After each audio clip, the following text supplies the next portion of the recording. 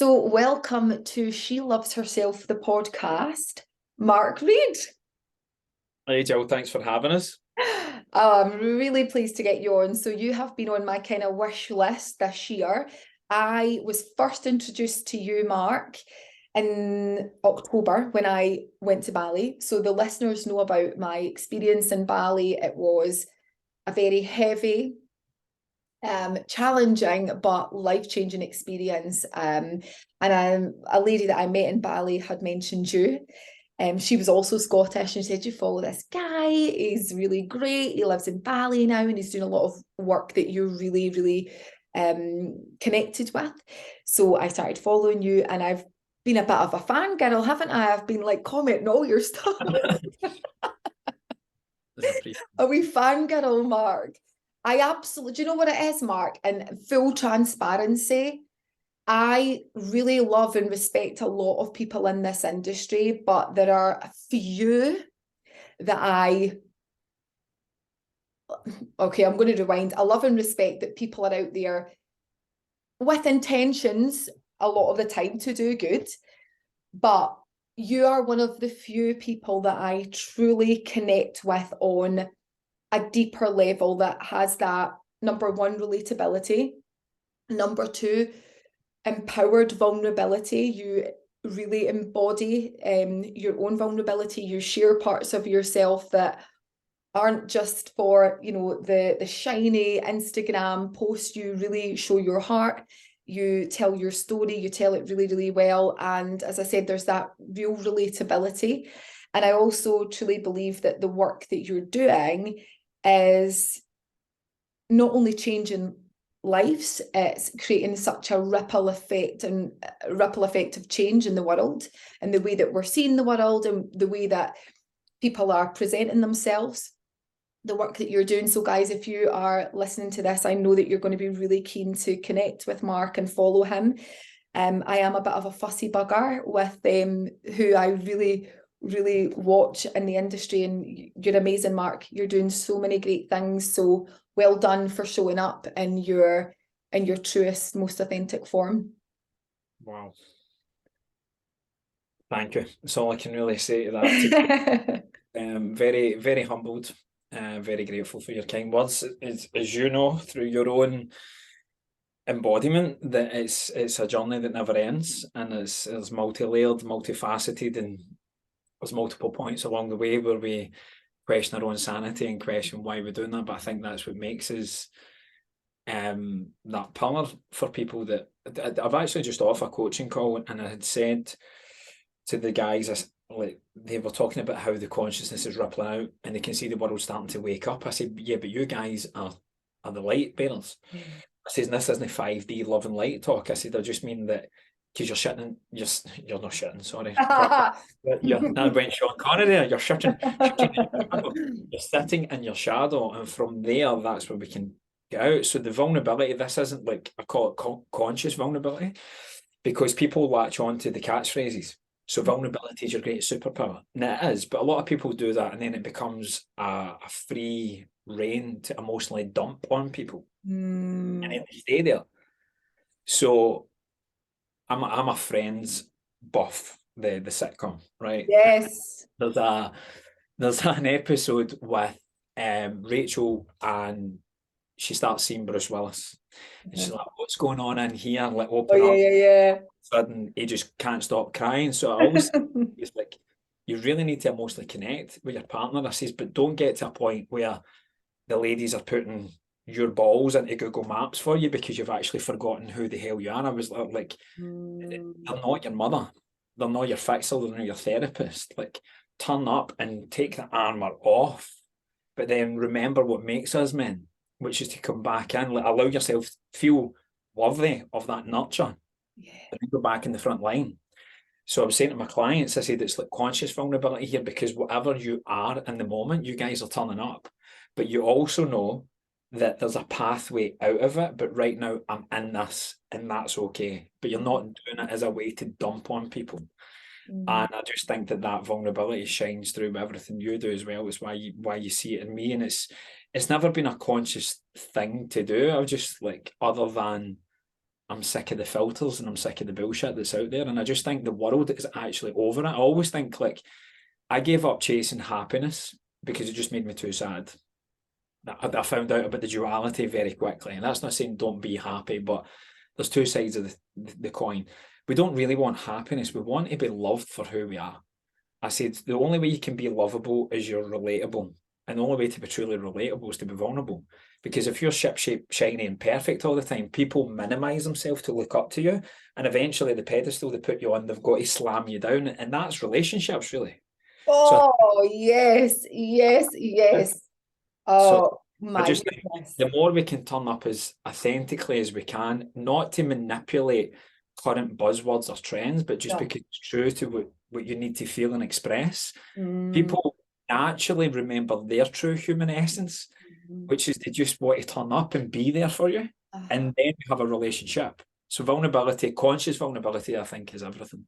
I think that's so beautiful. And I love that you said when people put you on a pedestal and then suddenly you don't meet their needs or expectations or because there's that attachment to you, right? And then the minute you pull back, you said they slam you down, and I see this, and it's happened to me, and actually my own journey, I often have really worked a lot on non-attachment for myself, because my go-to is like, right, I'm out.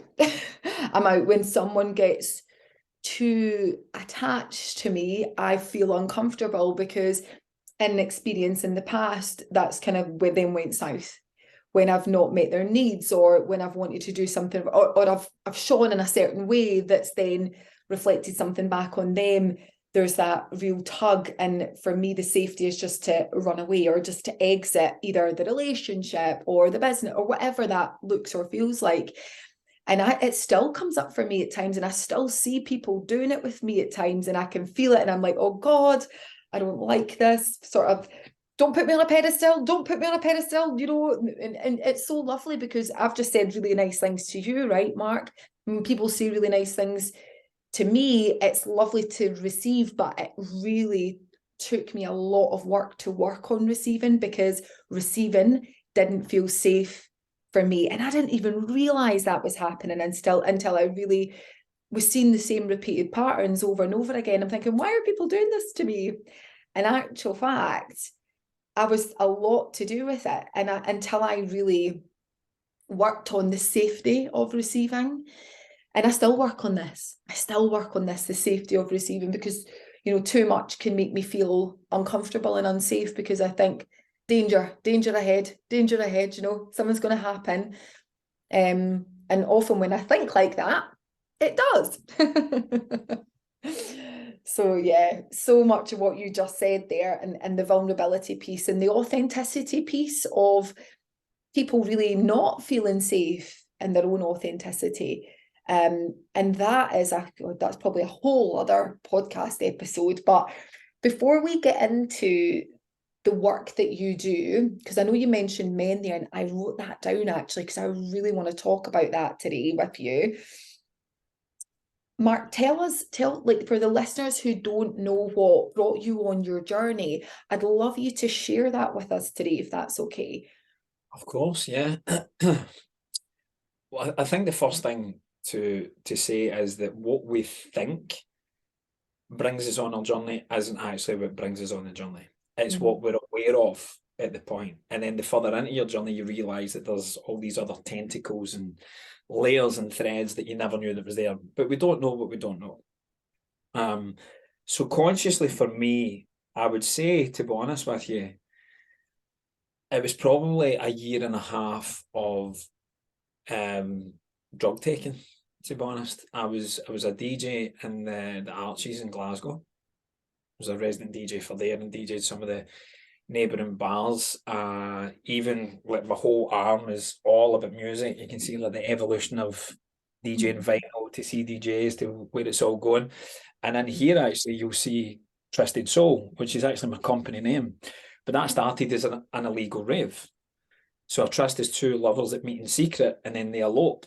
Wow. So that was the one we never ever took to the club. That was, we just said to everyone, be here at this time, send a minibus for them or whatever, and take them to certain places. And I had an aha moment one day when I just looked down. I was thinking a name for a podcast actually, I've still not started. But I was going to say, I had all these gimmicky names. And then I thought, what's the most, like, Success Leaves Clues? What's the biggest podcast in the world? The Joe Rogan Experience. And I was like, right, cool. And I looked at it, I was like, Trusted Soul Experience. Trusted Soul Experience, I like that.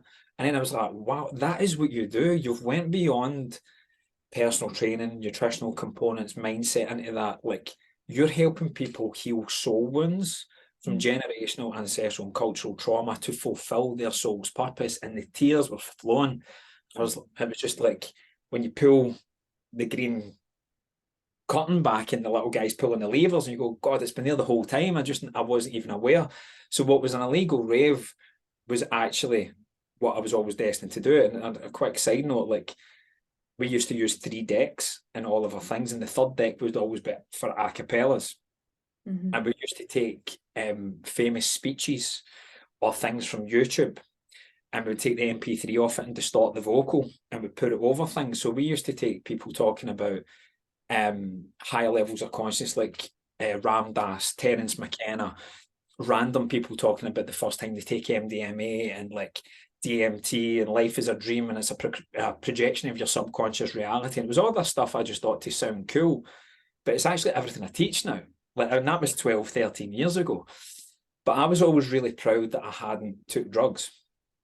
And then I was involved with like a fight in my local town that had actually nothing to do with me. And I went on a bit of a rant at my friend's house. And I said, I'm never bringing kids up here. This place is a war zone. And I went on this big rant. And he had said, I hate seeing you like this. You're the one that keeps all our spirits up. When have I ever offered you anything? I said, no. And he's basically just swapped his BMX for a BMW. He's sold drugs since he was 12. But he had never asked me because he knew my stance on it. And I said, you haven't? And he said, right, this is a legal high. You're not doing anything wrong, blah, blah, blah. And I went, no. Anyway, long story, boring. I succumbed to it. I don't know why. And 18 months later, I went from this legal high to full transparency, ketamine. And now it's microdosed for trauma. But no, I wasn't doing that. I wasn't conscious. MDMA, ecstasy tablets, cocaine, everything. And I just lost, and I just deeply, deeply hated myself. And I was working in a behavioural school at the time. I felt like the ultimate fraud. So I was a teacher back then. And then out of nowhere, I got a phone call from a boy from Dundee that I went to university with. I don't like saying this because I always think it's a contrived word, like spiritual. Everything's spirit. But in terms of consciously, he's not overly invested in this work, but something somewhere, he sent me a private mail. I don't know why, big man, I've been thinking of you a lot. I hope you're okay. And I wasn't. I was off my work for 2 months. I was on a teacher's salary, but after 10 days, I either owed people money or I was buying more drugs. And I was DJing every week. So I got caught up in that whole thing. And I had the highest of the highs. I was with the lowest of the lows, and I had this depression, and I just, as I said, I hated myself. I just felt like a fraud, felt like a failure. And I was living on toast and beans, sometimes not even white bread with cold beans, because I was too proud to go to my mum and dad. I was too ashamed, if I'm honest, who were only one town away. And I had used my emergency electricity, my power card. It's gone. And I would rather sit there and suffer. That's a whole other story. But I was just lost. And I remember just being on my knees, and I'm not religious. I mean, I'm a recovering Catholic, is what I say. I got brought up with that right through down my throat. And that's not any slight to anyone that is religious. I find myself going back at certain components, but it has a different meaning to me now. But I remember just being humbled and being on my knees, breaking my heart, saying, please help me. I don't know what to do. I'm all out. And it came in a form of a Dindonian sending me a private mail on Facebook. And I had a job offer to go to Qatar and teach across 2 there. And I went, well, there's no drugs there and there's none of this here. I'm going to go. I've asked for a sign. Here it is. I'm out. And I left about 2 months later. I had 2 years there. That was another experience, maybe for another time. But I thought, right, you've came halfway across the world, I'm not going back. I might as well go the whole hog. So I ended up in Perth, Australia. I was there for 6 years and I gave up teaching. I didn't want 30 kids that were there by law. I wanted 30 adults that wanted to be there. And I was always very, a bastardized term, holistic in terms of movement and understanding how the body moves. It was never really about aesthetics. I was kind of the opposite of all of that. It was about longevity. I always wanted people to live longer with the people that they love the most. And that just became a refined mission statement. If you really put it down to 2 words, I want to reconnect families. There's legs to that, which I'm sure we'll get to. But I leveled up in the personal training, I subcontracted that. I then had my own place. And it was turning over about, at our best, it was like just shy of a quarter of a brick. It was like 242 grand the year. And we were only open 32, 33 hours a week. So it was like a boutique gym. Wow. And I was married at the time. And we were arguing about money. And she wasn't working, which again is for another. And I enabled that, again, linked to my low self-worth and my trauma, if I'm honest. But I just had this awakening that I went, you've got very good at something that you don't enjoy. Because like Big Tony Robbins, I think it's his quote, it says, success without fulfillment is the ultimate failure. Yeah. And I would say success without anyone to share it with is the ultimate failure. So many of us from trauma, we don't know how to self-regulate because it doesn't feel safe to co-regulate, so we hide ourselves off. But something in me was just going like, PT, for the people that are watching, maybe PTs, I love you all and you always have a deep place in my heart, because PT stands for personal therapist. It's not personal trainer. You give people 2 seconds and tell you all their troubles. And I was like, that's cool, right? Let's go there then. And of course they didn't want to, because I had this physical gym. People seen it and they went, no, we just go there and we move things. Yeah. So I went, I need to sell this. So that caused a lot of financial woes, but I was being resentful towards my wife at the time. I'm looking at her Instagram and I'm going, this fucker, sorry if I can swear. No, yes. I was like, this fucker's living the life I'm getting up at 4 a.m. for. And I'm starting to resent my wife, which of course I didn't want to do, but I had that conversation. She's there with the shades on and the Indian Ocean in the background and my chow chow dog and an acai bowl and a coffee and like hashtag best life. I'm like, there's something not right here. Yeah. It's because I was enabling a lot of things within our marriage. Because 6 months into our marriage, I found out I had a cancer. And I actually healed it with the help of a lot of other people, but Spirit, to be honest with you, guiding me, saying, don't do this.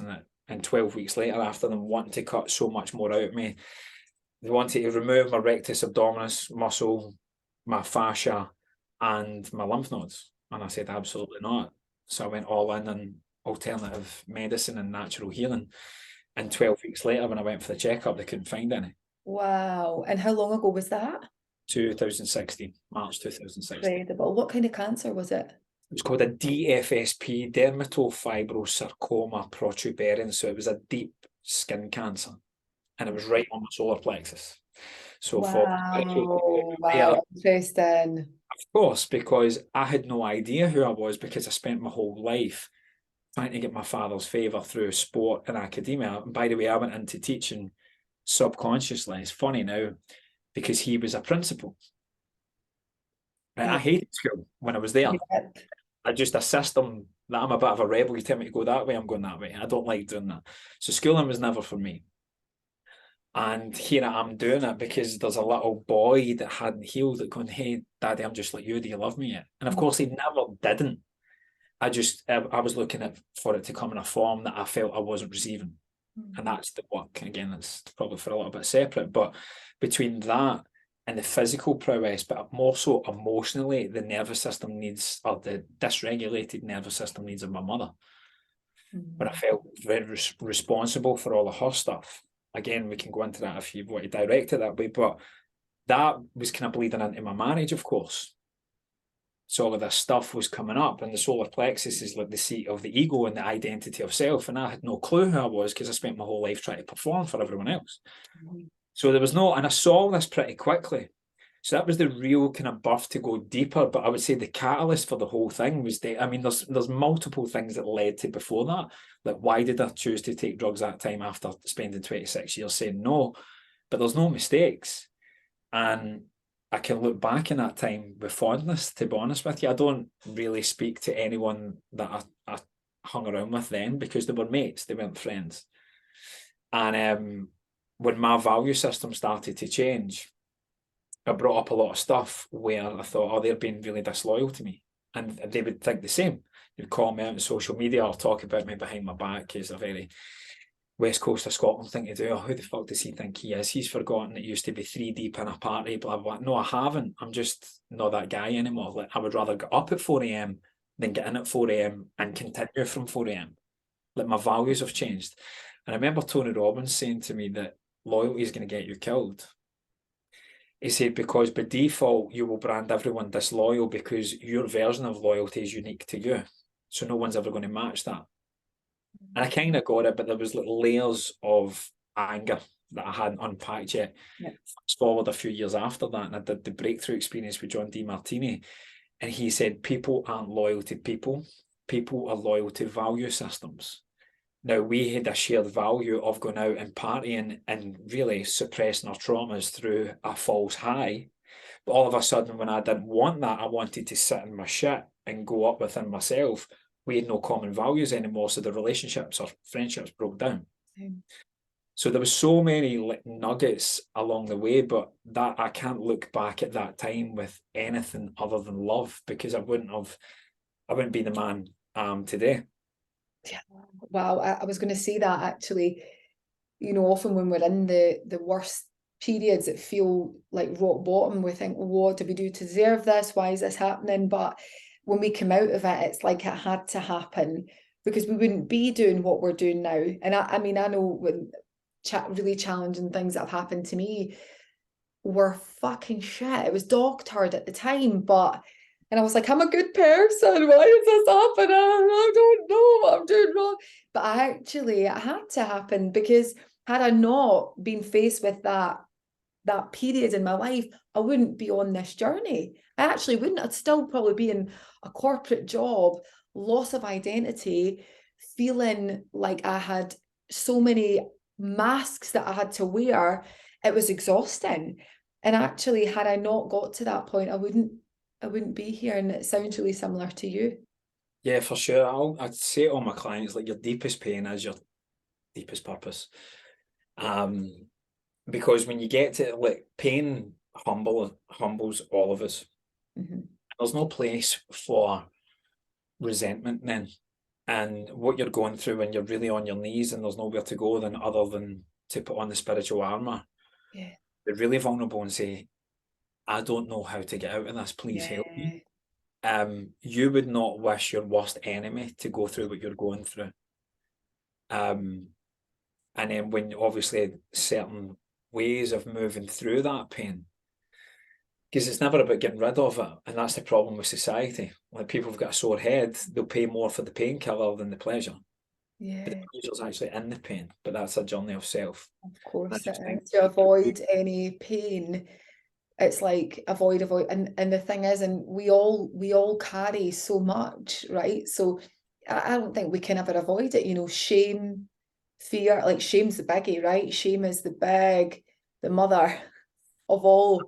I think layer to that, I think there's unworthiness is the root. Unworthiness. And I think that always stems from unsafety. Yeah. Some level, but like shame, yeah, it's huge. There's so Yeah. many. I think that the unworthiness, it's a weird one, because when you ask, when I speak to clients and when I'm speaking to people, the amount of people that's when we're in a deep place, they'll say, you know, shame, what's underneath shame, unworthiness, what's underneath unworthiness, pain, and we go layers deep, and it's there's so many people feel unworthy. Like, so many people feel unworthy. It's that. What do you think is at the root of that, Mark? Great question. I just want to, I know my answer, but I just want to preface it, especially because it's mostly a female audience, so a lot of your females will be mums, right? And what I said to my mum was, listen, mum, remember, you never get birthed from my gran. as a mum. Mm-hmm. So when you hear certain things, when I'm talking about generational trauma, like however you want to go. Like me telling you not to go straight into mum mode is futile. You're going to go there for the majority of women, right? But I was like, just catch that though, but realise you weren't born a mum. You may be a born mother in terms of traits and abilities, but you were a beautiful bundle of pure light that's just freaked out because you've just came from oneness to this sensory overload of oh my separation, and we're talking between duality, and we don't have this voice to express it. So God knows what gets felt at that moment, and even at that moment we get cut from our power source. Yeah. That's been our source of nutrition and love and nourishment for the last 9 months. We've just came from no time. So we don't know that within 10 seconds we're going to be washed and clothed and given back. But we've all got an abandonment wound for the very beginning because we're literally cord is cut. Yeah. Yeah. And it stores a lot of information, and like trauma and stuff now is showing that from a cellular level. So we've all got that initial abandonment wound. But as we start to go through the cycles, 0 to 2, 2 to 5, 5 to 7, 8, and then on into 12, right the way up to like 21, 23. Those first 7, 8 years are so pivotal in our development. So we're just like, we don't have the analytical mind formed yet. So if mum and dad come in, say we're like 6 years old and we've made a painting at nursery and we can't wait to show it, but dad's had a James Blunt of a day and he can't wait to get in and just vent a little bit to his wife. And just go, oh, wait till so we're sitting there and we see the lights coming in the driveway, like, hey, daddy's home. We gave this thing like, hey, dad, I made this for you today. Oh, that's brilliant, son. Pat in the head, but just keeps walking past. We don't have the analytical mind to discern that dad's just had a day. This is nothing to do with me. He said, that's brilliant. That was the actual words. And he's just going in to speak to my mum just now and he'll be back. He just needs to deal with some stuff. No, in that moment, I'm not a good painter. I'm not a good artist. I'm not worthy of my dad's attention. I'm not worthy of my dad's time. I'm not good enough. I'm not worthy of love. And that's at 6 and 7.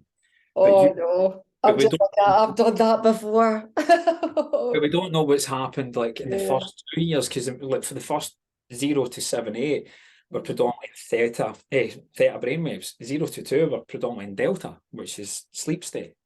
That's why kids just nap all the time, or they get grumpy when they're not. Have that, and of course they can't communicate it, so they communicate through tears or little tantrums. Again, they're testing boundaries, but they're just trying to find a little voice. But we do unto others typically what's done unto ourselves, unless we've done that in our work. And for a lot of us, our parents never. They might be hyper intelligent, but for a lot of them, they're hyper-conscious. So they don't know what they don't know. They just know what was shown, and we're destined to repeat it until we become aware of it. So for a lot of us as young kids, when we're just expressing ourselves and being maybe a bit loud and a bit rambunctious, and it might be a pain in the ass, they go, right, that's enough, but that jars our nervous system. And then we go, oh, dad shouted at me, or maybe it could be like traditional definitions of trauma. Maybe we get beaten. Maybe we grew up in real scarcity and poverty, or we grew up in a cult, or there was sexual abuse, and all these things that happen. I mean, we don't know, it's multi-layered, but the effects of it is the same. That is, I'm not safe. And the end of the sentence is, I'm not safe to be me. Yeah. So I better be someone else. And if you're shouting at me for you not getting your needs met, kids very quickly go, well, maybe I'll just be, if I'm just like you, then you won't give me into trouble. Oh, yeah. Yeah. Trap, the subconscious, the analytical mind forms on top, and then consciously we can't access it through top-down thinking anymore. That's why you just think positive doesn't work, because trauma through the felt sense and our organs and our muscles and our connective tissues and the cells in our energetic bodies, like that's where it is predominantly. There's 80% more data goes from the gut to the brain than 20% going down the opposite freeway. But we think mental health, but we can't think our problems away. And even from a neurological point of view, the limbic system, which is your emotional center, it's now driving everything, because trauma shuts down your neocortex, which is rationale and options and how do I navigate out of this. We can't, that thinking part, we can't access it. So if the body's flooding of this, and we've got then now two-way traffic coming to the same destination, which is unsafety, then we're destined to repeat it, and our nervous system will never, a dysregulated nervous system is never going to let you develop self. That's why I call it shelf development, because people go and have this amazing experience and it just gets put in the shelf. So people don't want information, they want transformation, and the body is the key to get there. So for me, to answer your question, sorry, that was a long way of going there, it comes from childhood twofold. And I just want to bring back to the mums, you're not at fault. You've been chosen by them at a soul level with everything you are, everything you're not, everything you've done, everything you've not done, and everything you will never do. Perfect entanglement from a genetic point of view, from you as an egg, father as the sperm, whether you were consciously both present or absent, or physically present and emotionally absent, all of it is part of this greater divine order at a soul level. They've chose to come in to learn whatever lessons they needed to learn. Yeah. Because if you were this perfect parent, all you're creating is a massive codependent new age millennial, as we call them now. Well, they'll never flee the nest because they look to you to solve everything. So there's lots of layers to this. There is so much, and it's not a blame game. So mums are really, because mums tend to take that on more than fathers, because dads will rationally think, well, that's not what I did. And that's the way I was brought up, and I was all right. So ladies take that and go, oh my God, what have I done to my kid? I know. Kids are here to go beyond you. So if you gave them this idea of perfection, which, to go back to the start of the call, they'll never be vulnerable. So then they'll never be relatable, and they'll never feel lovable. So everything you are and are not allows them to be the same. And not only the same, they're going to go beyond you anyway, because that's why we're here for design. I love this. Oh, beautifully articulated, Mark. And I'm like nodding and all the cues here, because you really are speaking my language. And I have shared on the podcast before, like we both actually, Daryl and I, parent the kids very differently now and I wasn't like because I wasn't a bad mum or anything like that before, but I absolutely unaware. Like, absolutely. I did the whole contented little baby Gina Ford book when the babies were born. I was like, right, let them, self-soothe and all that, right? And by the way, it worked because I got great sleeps, and so I wasn't sleep deprived, so I was really great in terms of that. But from an awareness piece, yeah, I mean, when I started doing this work 6 years ago, like really leaning into it and doing my deep trauma work, oh my God, the emotions that came up for me and how I parented and what I witnessed even from Daryl. And he would say, like, didn't wrap them up in cotton wool, I mean, that's my dad, they need to learn a bit of respect. I mean, they're too cheeky, and I'm all right, look at me. My dad got me tell. So, and the thing is, I remember Mark having a conversation with Daryl even about like maybe 2-3 years ago, and he was like, my older one, he was testing, right? He'll be 12 actually next week. And he was testing him, but he's very similar to Daryl. And anyway, long story short, I said to Daryl after it, he went to bed, Jude, and I said, Daryl, I think you should go down. He's in his bed, go and apologise. And he's like, you're joking, I'm not apologising. And I said, but you're in the wrong there. He's like, aye, I know, but I can't apologise. I'm like, why? He's like, well, what does that make me look like if I apologise to him? I'm like, it makes you look really consciously connected, like that you can really own your stuff, and you can see, look at, the reason I reacted that way is because stuff that Dad was feeling. He's like, I can say that to you, but if I say that to him, does it not make me look like weak, or like no, like the parent, will he respect me? I'm like, anyway, he ended up doing it. He's like, that feels so much better. He's like, I told myself this story that I had to be this up here, and the kids were not like, you know what I mean, but it was really difficult for him to try and get his head around that it's okay to say, listen, mum or dad, we were triggered, but we have stuff that gets us emotional, and we shouldn't shout that way, and it's no great. So yeah, totally understand what you're saying. Yeah, the father wound runs deep, especially in Scottish men, I would say. Big time. But I'm so I'm so happy that it was able to go there, because that's the next generation of healthy men that he's raising, by saying, listen, like, what makes you more a man than someone that can walk their talk and own their shit in a Yeah. world of blame culture and cancel culture and all this other stuff that's going on here just now. And the gaslighting, the stonewalling is a big one I feel for Scottish guys, where it's just like, I never intentionally meant to be cheeky to my family. I was just very inquisitive, and a lot of things just never made sense, and I would always speak up about it. But that just like triggered a lot of stuff, and you would just get shut down. Like, you don't even need to reply here, mute. I used to get that. And if I wasn't so much a rebel, I would probably have manifested thyroid or throat issues. Yeah.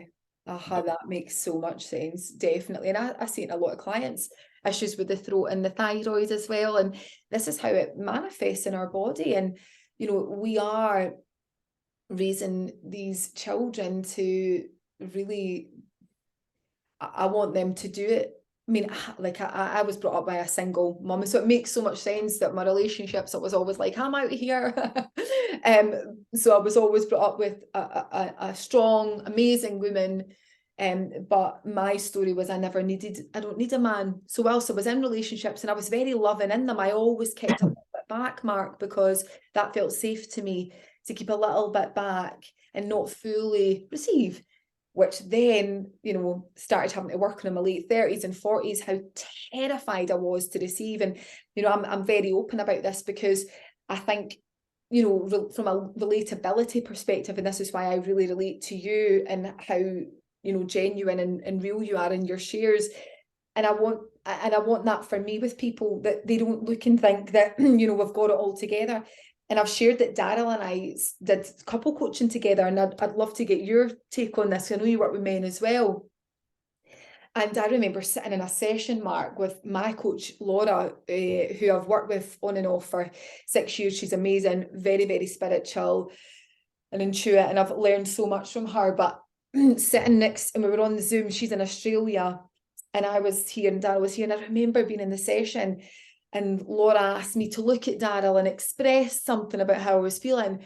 My whole body was just like shut down. I actually felt like I haven't ever really suffered with anxiety attacks or anything like that, but my whole body was like, run, run, run. And I actually burst into tears through sheer, like, I felt like a small child, like, go away, everyone. I don't like this. I want him to go away. I don't want him here. And poor Daryl just like wanted to just give me this love, but I didn't receive it. Like, I felt like, and I remember her saying, you know, Daryl is that he's got a lot of his dad's traits, but he's got a lot of his mum's traits, and his mum's a pleaser. And I never really saw that in him, because I saw him getting frustrated a lot. And I was like, no, he's not. He's more like his dad. He's not like his mum. But now, I mean, this is a few years ago, I really see that in him, like this need to please and make sure his family's happy. And so the frustration really comes as a byproduct of that need to please. And it's wild, because when I really opened up myself and created safety around receiving, and then when my mum passed away, and I really, again, did some more work on generational stuff and ancestral things and Bali, another story. But what that did was eventually that part, you know, I've worked and I do a lot of work, but I could never get to that little part. It was just like so shut down, Mark, of really receiving fully from a partner. And then in Bali, it happened, and I'm going to actually ask you about this, because I actually took mushrooms on my own on a beach, which was not probably the smartest move, because it was the darkest freaking experience in my life, and it was 24 hours of hell, but it was shadow. But they say that it gives you what you need, right? And boy, it did, because I returned from that experience away not the same as the person that left. In my heart, I cry so many things now. Like, I am so emotional at things, and the gratitude that I feel and the deeper connection I have with him and the safety now. Like, he's my person when I'm feeling really emotional, or I'm in grief and I'm feeling emotional about my mum, I phone him, or I'll go downstairs to him and I'll cry to him and I'll let him hold me in that space. And I never ever did that before, not because I didn't want to, I just physically, my body wouldn't let me. My body was just like, not you, not you, not you. And so it's been, when you talk about the dark journey, the journey it can feel so painful, like on your knees praying, like, help me get through this. And you know, when we're out of it, we're like, I knew I would be okay. But at the time, it's so fucking dark that it's like, am I losing my mind? Am I going to get better? Is this it? Have I fucking lost it now? Am I crazy? And I guess what, again, I've kind of gone round the houses, but my point is, when we start to do our work, it really allows us to see our children, to see those around us in their innocence and in their struggle, and be able to hold that space lovingly without attachment and without having to either fix or take it on. It's just a really beautiful way of being the observer of what's really going on with, you know, if it's children or a friend or a family member. Anyway, I kind of went off on a tangent there, I'm aware, but I'm good. I'm aware, yeah. Do you know what I mean, though? It's that kind of understanding of the individual and the inner child in all of us, right? Yep. It's the key to everything for me. Begins to make that inner child feel safe. Yeah. Without that, we can't fulfill our essence as humans, which is to connect. I think to connect and contribute. We all know we're here for something great, even if we pretend to ourselves that we don't. Hear it time again. I don't know what my purpose is. Your purpose is just to live. Congratulations, you made it. You're already here. Because people equate purpose to what they do for a career. But a soul purpose, you're here from divine love, which is beyond fracture, beyond positive, negative, light, dark, up, down, happy, sad. It's oneness. Came from that to be separate from that, the illusion, to then go back to the truth. That's the journey of life. Can you, so that's the same to everybody, but your individual karma and dharma is based on your voids and your values. Voids is just another word for what was empty, what you perceive you never had grown up, aka the trauma. Yeah. And you then go on the journey of healing that. And a big part of healing that is owning your values and living by them. And I don't mean morals and ethics. I mean the things that you find highly valuable, that if we took them off you and said you could never do them again, you would have no idea who you are. The things that you absolutely love to do, to be, to have, that no one ever needs to remind you of. And these change chronologically as we go through life. So, like an example I always say to ladies, and I'll ask you, like when you were a kid, did you have a Barbie doll?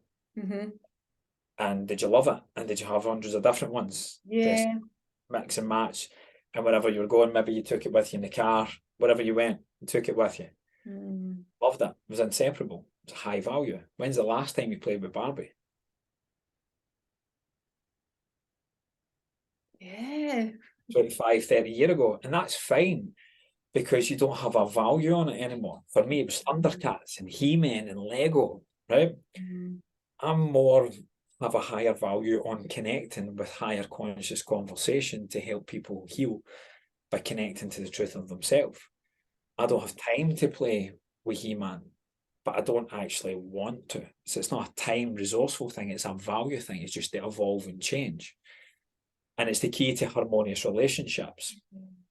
If you can communicate your values and the values of your partner, you've got a relationship. If you don't, you'll either expect them to live life by your values.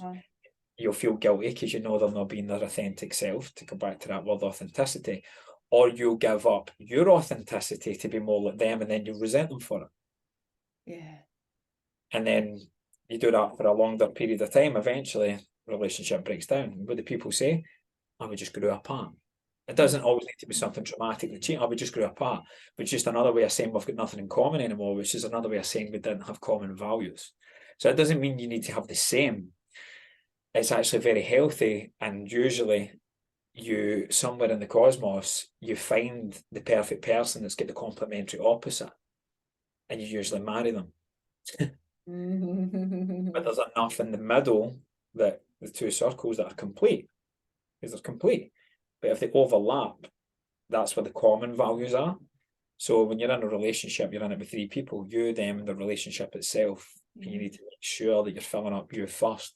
But you can only do that to the level of depth that you've went to heal your shit, because otherwise you'll project it into the relationship and it won't be common values, it'll be common voids, which is also known as trauma bonding. Yes. And it's just become each other's saviour or each other's dumping ground or each other's abuser. Oh, and we see this a lot in relationships, right? The amount of people that I speak to that say, yeah, it's the communication piece that's really difficult. They find it really difficult to communicate their needs to their partner. Do you think that's often because they don't know what their own needs are, first of all? So therefore, how do they communicate it? Part of it, but I also think deeper than that is because they don't feel worthy of receiving what they need, because they've told themselves that for childhood, and that's became a habit. Oh, yes. Yeah. Aha.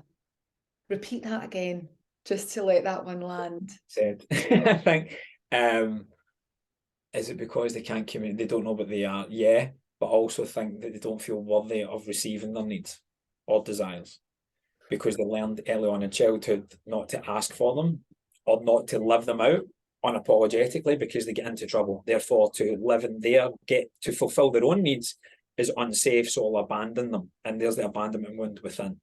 Okay, question. Do you think that's one of the reasons why there's infidelity in relationships then? It's another reason, because people are looking to fill their voids with social values or values of another, or a dopamine hit. Because the deeper the pain, the deeper the need for pleasure not to feel the pain. That's why this work is a conscious journey of leaning into the pain. And that's why you can't do it yourself. That's why you can't go to a seminar and listen, like you I don't want to say you're alluding to it, it's the wrong word, but what you were saying at the start, why you like me and like some other things that are out there you don't fully agree with. This is why I don't listen. I tip my hat to anyone that wakes up in the morning for the betterment of humanity. But for a lot of people, old school psychology, psychiatry is stuck in the top-down method. It doesn't give us the brainstem. So we get more information, go, oh, that's cool. You may feel brilliant for an hour, but the body's still holding on to all the stuff, and there's way more traffic coming up. So all you've done is give yourself like a temporary escape, but nothing changes. Not at the level, not at a somatic level anyway. So I don't want to throw shade at that. It's just like, it's just outdated for a lot of people, but there are some amazing people that do the traditional top down, but knowing that it's missing something, and then supplement and complement these more dramatic bottom up processes, and that is amazing. Yeah. So it's never about one versus the other. Society's got enough of that. Yeah. We need both, but I am like, it's like the third. I've got like a 9P model of mastery. It's the third P in before we start going top down.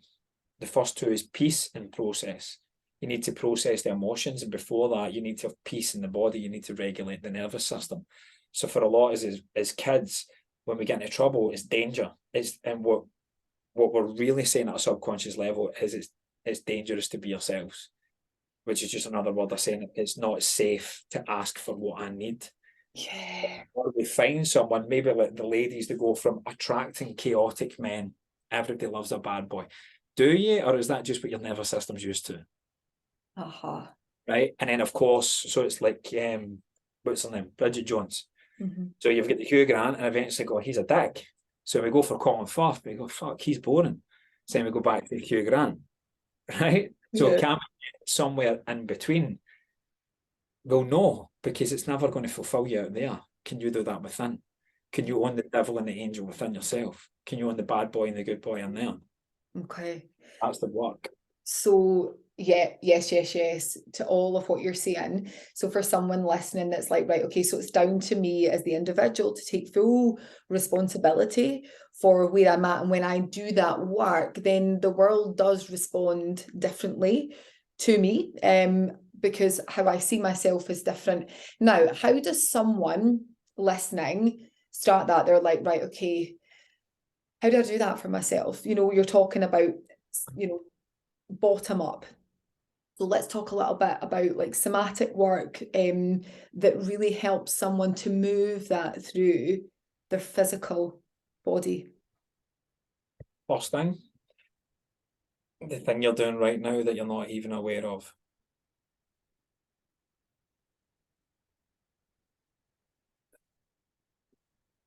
The breath is what connects the head and the body. So that's always my first protocol. And I always say to people that it's amazing that what's going out there now in terms of Instagram and other social media platforms and teaching platforms, that we can see the power of the breath now, but it's become fashionable to do breath work. Mm-hmm. Yes. Gets you lots of likes and your reels and shares and all the rest of it. But as much as I love we're music buffs and we always go back, I love Yaz, but the only way isn't up. Yeah. Like if you're going into that conscious connected breath, it's going to bring up deep-seated stuff from the subconscious. So the breath is a way to tap into the subconscious mind, is the body mind, right? It's what we commit to long-term memory. So hopefully people that are watching this morning, or whenever this goes out, woke up this morning and brushed their teeth. And they would have done that without a YouTube tutorial. Yeah. They've done it so many times that it's committed that they're probably doing other things in their phone. Yeah. Not even thinking about what they're actually doing, because the body remembers. Even when we're drunk, right? And you look the next day going, oh, you check your balance, you go, Jesus Christ, I withdrew 200 quid at 2 o'clock in the morning. Like, you can't break your finger, but you remember your PIN code. Yeah. Because we've done it that many times, right? So you imagine as a kid, how many times were you ready to do something you pull back that's under the age of 7 and 8 that you can't consciously recall? So it's committed to this long-term thing. So the breath, yes, conscious breath will, that mouth breathing and belly breath and holotropic breathing and so many other different ways we can do it, it's going to bring things from the deep realms of the subconscious that we can't access through thought up. That's brilliant. But I always say to my clients when I do this, because I do a session every week in Bali called Soulify, I went, the only thing I know is that I don't know. I don't know what your experience is going to be today. It could bring up the depths of your trauma. Generational trauma can bring up mum stuff, gran, great gran, could take you back to a past life. It could take you into a future vision. You may get insights in your purpose. You might sit there and think you're at one with geometric patterns. You might feel like an ayahuasca or a mushroom trip without taking them. Yeah. You actually sit there, you might fall asleep. But you might have 4 or 5 kids and you can't remember the last time you had a snooze. You're going to get exactly what your nervous system needs and what is ready to release and what is ready to receive. That's the only thing I know. My only job is to keep you safe. So yes, we're going to go up, but we're going to go down and calm first. We're going to come up and we're going to come down. Because most breathwork coaches are addicted to the journey up. So it's kind of like you get beyond this idea of self and you become the conscious observer, which is cool. It's like flying a spiritual plane, right? But if then all of a sudden, this is why 5D, love and light, fuck off. With the best intentions, fuck clean off. Because you're here as part of your soul's journey for the 3D experience. So the work is, can you access these higher states of consciousness and can you integrate them back as a 3D self in all your flaws and all your glory with humility and peace and kindness and acceptance? So you're going to have to land that plane. Most breathwork coaches don't know how to do that. They're only a bit going up. So what we want to do, especially when you're in a triggered moment, you don't need to go any further up because we get addicted to the journey of ascension. But how can a plane ever take off if it doesn't have a stable runway? Yeah. So the first thing we need to do is we need to ground the nervous system. So we do that with conscious grounding breath. That's the first thing that I would always do, because we take, and I always ask this at the start of the class, I said, who thinks they're here for a breathwork session? And it's not, because I've got 3 other modalities infused into it, right? Some people say, oh yeah, because it's popular just now, and that's fine. It's a good thing, it's a bad thing, it's neither, it's a thing, right? But I go, right, how many breaths do we take a day? And there's always someone that knows, and go, between like 20 to 23, 23 to 26,000. I was like, brilliant. I went, how many of them are you conscious of? It's even in this podcast, like, how many times have we went, and it's not a bad thing, it's not a good thing, it's just a thing. Like, sometimes when you're talking about a subject that gets you going, I get a little bit fidgety, I get excited, and it's that energy that's coming up to come out. There's no judgment. But when it's coming from a trauma point of view, we need to be aware. You've mentioned it many times, that's the key word, conscious awareness. It's the same thing. We need to be aware that something's not quite right here and I don't feel safe. How can I feel safe? The first thing we want to do is come in. So can I give like 2 quick tips to do? Yes. One hand in your heart, one hand in your belly. Take a breath in and just notice what hand rises first. If it's your top hand, fine. No judgment. It's just you're giving yourself more pieces of the puzzle. You're becoming more self-aware. Can you now actively, with intention, send that to your bottom hand? Because here's the thing, without being, I'm going to bring my screen down just a minute here. I don't mean to flash anyone, right? But most people don't know how to breathe. I don't care if you've got an amazing 6-pack bikini body or what. People, as they take a big breath in, they go, social conditioning to look good. You watch your kids breathe in. We go the wrong way. We go, oh. Yeah. So most people, the first step is they actually don't know how to breathe. So doing that actually sends signals to your brain to go, hey, what's going on here? It actually gets back to our fundamental need as kids. We need attunement. It's not self-soothing. We need to be soothed, nurture and touch. But what we bond with our parents isn't this ideal figure that we see. We bond with their nervous systems. So if mum isn't regulated, that's what you're bonding with. And then if you look to go to dad, but he's physically or emotionally absent, that's also get. So it's like neglect, rejection, abandonment, what's going on, confusion, all these things go. So the breath can be the gateway of understanding that. But in this moment, all you want to do is connect. So you just go here. Once you start to feel it's there, right, maybe bring your hands down and go onto your flanks. Can you now, instead of just being like a 2-dimensional human, can you start to go more to the side? Then what I would get people to do is put one hand in the back. This is the hardest one. Intention, can you feel your lower back expand? So now it becomes like circular. Now we're using the full diaphragm. And even from doing that, it starts to take tension off our trapezius, our serratus anterior, or our rotator cuff muscles, because there's your posture for people with trauma. There, all of a sudden, that starts to pop. The spine starts to realign. You feel taller. All this stuff, because you start to feel safety, because now it's got a free channel to go in. Because even when we take deep breaths, part of the brain slightly separates and part of the sacral slightly separates. And we've got this tube of light. Yeah. This is where Kundalini and other things, maybe for another time, all of that can come in and breath can access that.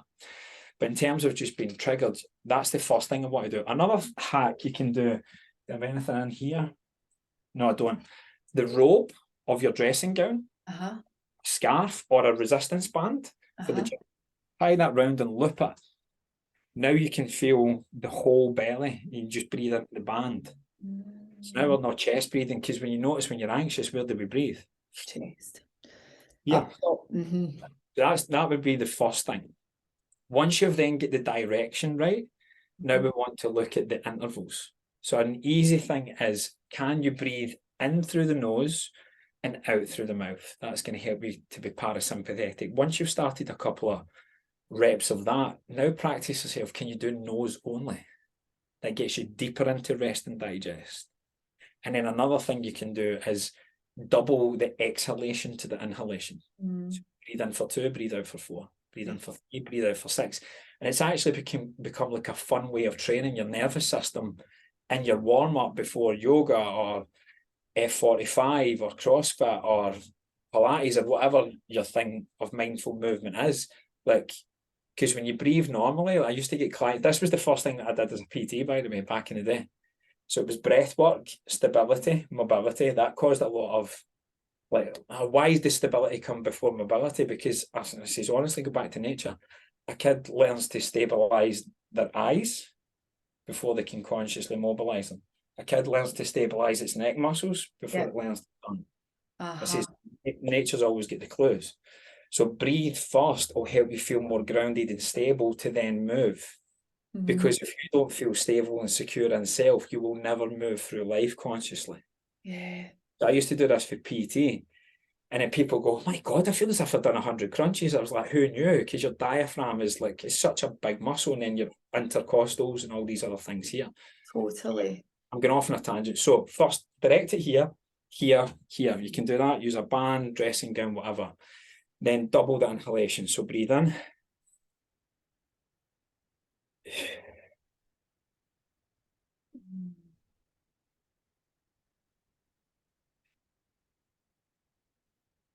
And feel it go all the way out.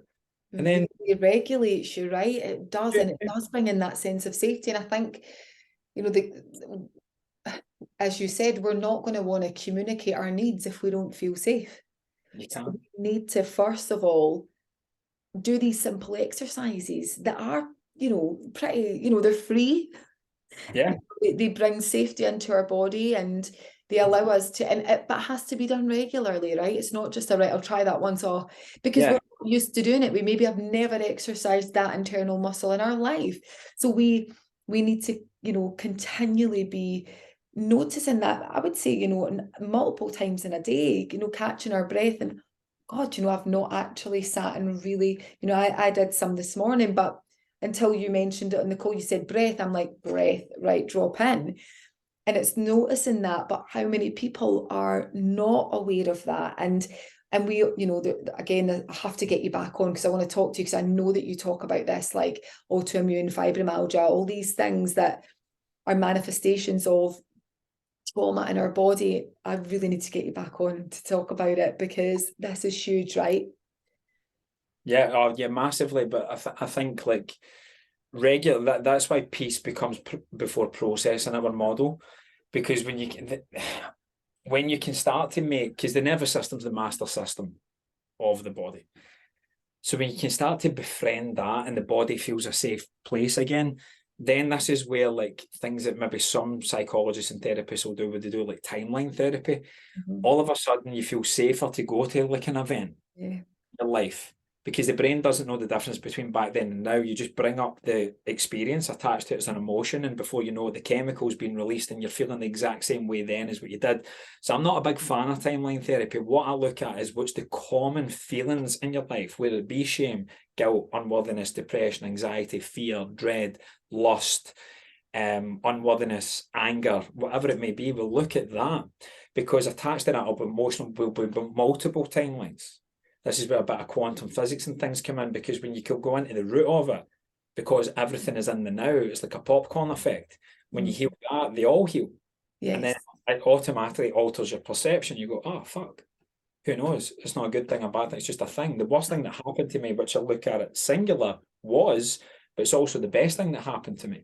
But you can only get that if the nervous system feels safe. It's the key to everything. It's actually like, I've got just now like 5 of my top guys are learning to teach everything I teach. So we teach like breath work, somatic experiencing, body work, energy healing. They get to add in music and certain things. We do kaleidoscope, we do different kind of Egyptian-based chakra meditations and things, and we put that in. They do different events, healing the inner child, conscious relating, sacred sexuality, mindful movement, healing the gut, natural nutrition, all of these things here, because it's certain aspects people get there. But the big one for all of it is polyvagal theory, which is just another way of really getting the nervous system. This is where we're beyond fight or flight or rest and digest. It's like a traffic light that's inverted. Most people can't get to up the ladder to green because they're stuck in amber, which is fight or flight, always in high alert, hyper vigilant, control freak. Can I just run a scenario of every potential thing that could go wrong just so I'm prepared for it? Or we go into collapse and shutdown, which is called dorsal. And most people are stuck there that have trauma. And green is the zone of safety and connection. So we can't get there if we've got trauma in there because we feel unsafe to connect to other people, which impacts us so much because of the human essence. We're sentient relational beings. That's what we're all here to do. There's nothing noble about being the black sheep or the lone wolf anymore. Those days are gone. COVID taught us that. The biggest void was human connection. That's why people valued it a little bit more. But like everything else, as soon as you get it, the value of not having it starts to come down, and people come back into their old habits. The people that are consistently and consciously doing the work know that there's nothing disempowering about saying that men need women and women need men, and you know what, we need each other. It's not coming from a void of I need you to complete me. It's just that you help me. I can't self-regulate without co-regulation first. So all comes down to that. So we have a 6-week do-it-yourself course called Safe Love, which fundamentally is regulating the nervous system first and foremost. Because underneath that dysregulated nervous system is a little kid that didn't feel loved and didn't feel safe to be loved as they are. So instead, they adopted many masks, many personas to try and appease one or both parents. So my guys, instead of having a 6-week do-it-yourself course, we're actually going to be launching it in like 5 weeks, the last Monday of July, where you're not only are you going to get access to me in my top programs, you're actually going to get access to my 5 coaches for one-to-one, as well as like my high-ticket group guys, and this course where you learn the best ventral vagal practices, which is just soothing the vagus nerve, which is the trauma nerve, which basically runs for the colon up through every major organ and muscle and connects up through the brainstem somewhere in here. And there's 80% more traffic going up this side than the 20% that goes down here. So it's like being underneath a ballet waterfall and thinking you're going to climb up the rocks when you're trying to think your way out of a problem. You can't. It's too much. So why not go with the flow? So we need to. For sure. And it sounds amazing what you're doing. Can I ask, Mark, do you work with mostly men, mixture, couples? Is this something like couples could do? What do you think? I only work with couples that are going to do it at the same time. Oh, yes. Right? Because a big part of having a healthy relationship is that conscious communication, right? If I was the only coach and I had you one time and your partner another, there can be Chinese whispers. But Mark said this. Did Mark, or was that how you perceived it? Whereas when the two people are there, there's less confusion. So, and I only know that from quote unquote doing it wrong. But, yes, absolutely, of course, 100% they can. Couples, I think it'd be very good for them. I think, like you've already to go into a relationship as you are is the ultimate self-acceptance, even if you know there's parts of you that you don't like. So you're already on your journey for people that are listening to that. The other part of your question, men or women, ladies, I know you're tired, but the men are out there, but I don't work with a lot of men. It's the women that rise up. Amazing. I've only got, out of 15 of my high-end clients, only 3 of them are men. But they're coming. They're coming. They are coming. And I'll tell you, I think what you're doing, and I said this at the start, is absolutely amazing. You speak my language. It resonates with me, everything that you share, the work that you do. And so I want people that are listening to this to follow you, to connect with you, to really look at your courses, because this is the work, guys. This is the work. And we can read the books and listen to the podcasts, but bottom up and the work that Mark's doing is absolutely shining a light on so much. So guys, give him a follow, go check him out.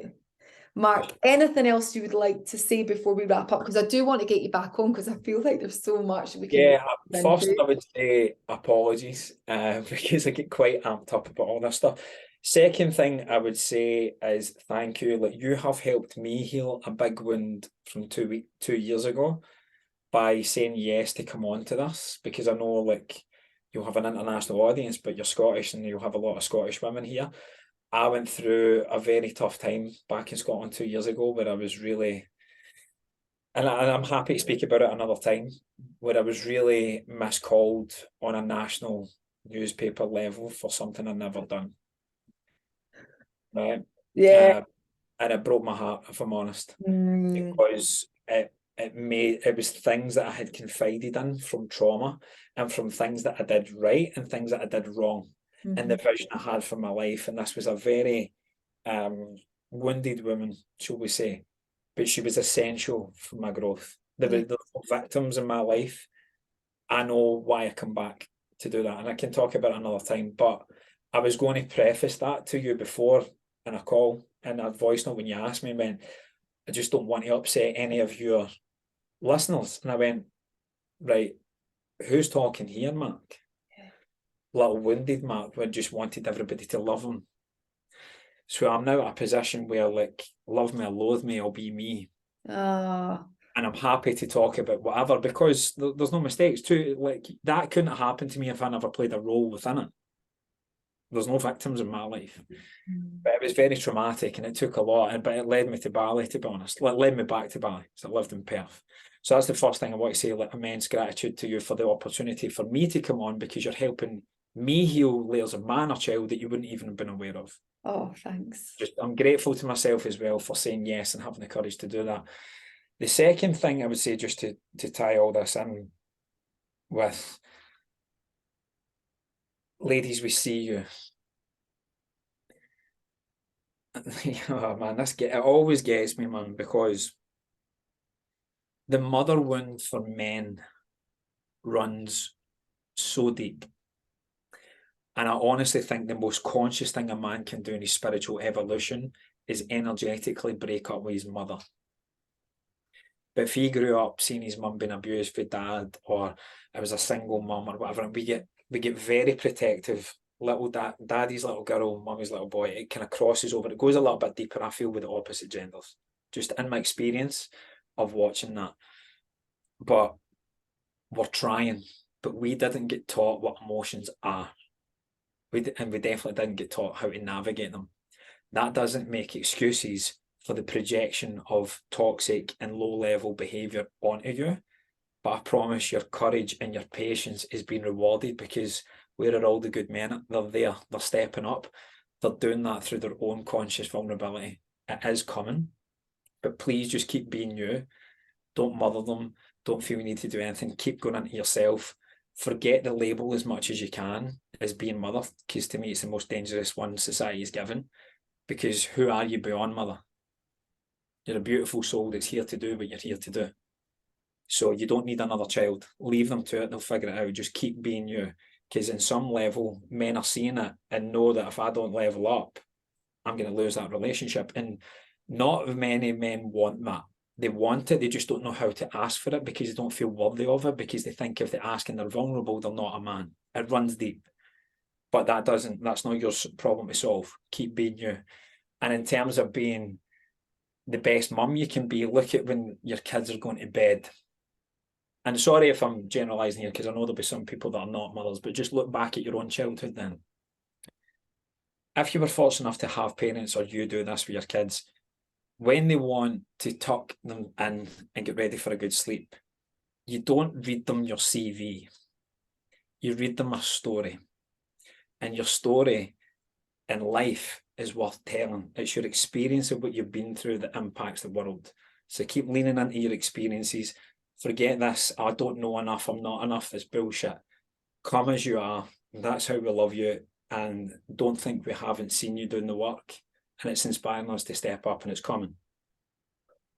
Oh my goodness, I've got goosebumps. That was really beautiful. I felt like I wanted to shut my eyes and just really feel into those words, Mark. Mark, thank you so much for your time, your wisdom, and just your whole self today. I'd love to get you back on, because I really feel that there's much more of your wisdom that you can share with the listeners, and plus I love it. So even if nobody else does, I do, all right. I love what you're saying. I love the way you know, all of this. It's beautiful. So thank you so much. Thank you. And courage deserves to be rewarded, so I want to reward myself by having people that will listen to me, by potentially rewarding your listeners. I haven't put this out to my email list yet, and I haven't put anything in social media what we're doing. But I'll send a Jill discount for any of your people that are interested in safe loving. I'll look after them. It's not open to the public yet, so I'll do that. Amazing. And anyone, what's your Instagram handle, Mark, for people? I'll put this all in the show notes anyway, but Mark Reid, REID, all one word, Mark Reid Trauma Healing. Mark Reid Trauma Healing. I'll put all of the details in the show notes. Also, go to the link in his bio, because there is so many things, whether it's one-to-one mentorship, Soulify, you know, all of it. It's like I was like in a wee menu of lovely things in there. I'm like, oh God, what would I take first? I mean, it was all amazing. So go check that out, guys. Thank you so much for listening. Thank you to Mark for being my guest. Really honouring you. Thank you so much. Thanks, my dear.